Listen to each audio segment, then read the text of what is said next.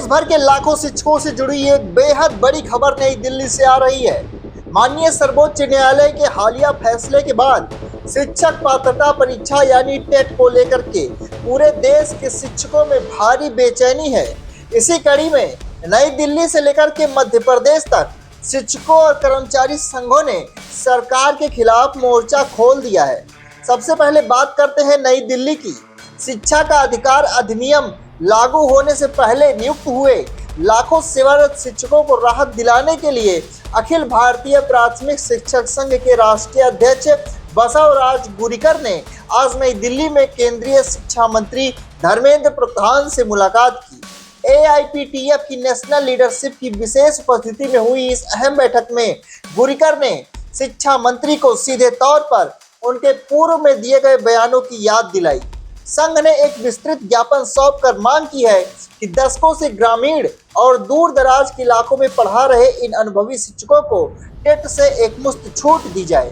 संघ ने सरकार को चेतावनी भी दी है कि अगर उनकी मांगें नहीं मानी गई तो वो एक राष्ट्रव्यापी जन आंदोलन करेंगे।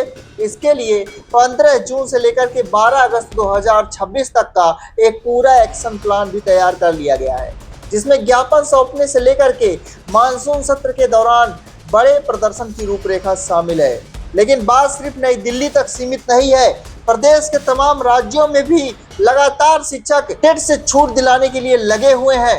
टेट परीक्षा से छूट दिलाने की गूंज मध्य प्रदेश की राजधानी भोपाल में भी सुनाई दी, जहां केंद्रीय शिक्षा मंत्री धर्मेंद्र प्रधान का सीधा आमना सामना राज्य के कर्मचारियों से हुआ। आपको बता दें कि 13 जून को केंद्रीय मंत्री धर्मेंद्र प्रधान भोपाल में थे। अवसर था माननीय प्रधानमंत्री के कार्यक्रम की 12 वर्ष की उपलब्धियों के अवलोकन, लाभार्थियों से भेंट और अटल भवन के निरीक्षण का। इसी कार्यक्रम के बीच मध्य प्रदेश राज्य कर्मचारी संघ के एक प्रतिनिधिमंडल ने शिक्षा मंत्री को घेर लिया और देश भर के शिक्षकों की सबसे ज्वलंत समस्या पर ज्ञापन दिया। इस मुलाकात के दौरान मध्य प्रदेश राज्य कर्मचारी संघ के प्रदेश महामंत्री जितेंद्र सिंह ने सीधे तौर पर केंद्रीय विधायिका के माध्यम से राहत देने की मांग उठाई। उन्होंने केंद्रीय मंत्री के सामने जो आंकड़े रखे वो गंभीरता को बयां करते हैं। प्रदेश महामंत्री ने बताया कि सुप्रीम कोर्ट के फैसले से अकेले मध्य प्रदेश के 1 लाख शिक्षक प्रभावित हैं। उत्तर प्रदेश के 2 लाख से अधिक शिक्षकों पर संकट है और अगर पूरे भारत की बात करें तो लगभग 10 लाख शिक्षकों का भविष्य दांव पर लगा हुआ है। इस भारी संकट को देखते हुए कर्मचारी संघ ने शिक्षा मंत्री से स्पष्ट अनुरोध किया है कि सरकार संसद में एक अध्यादेश लेकर आए ताकि इन 10 लाख शिक्षकों की नौकरी बचाई जा सके।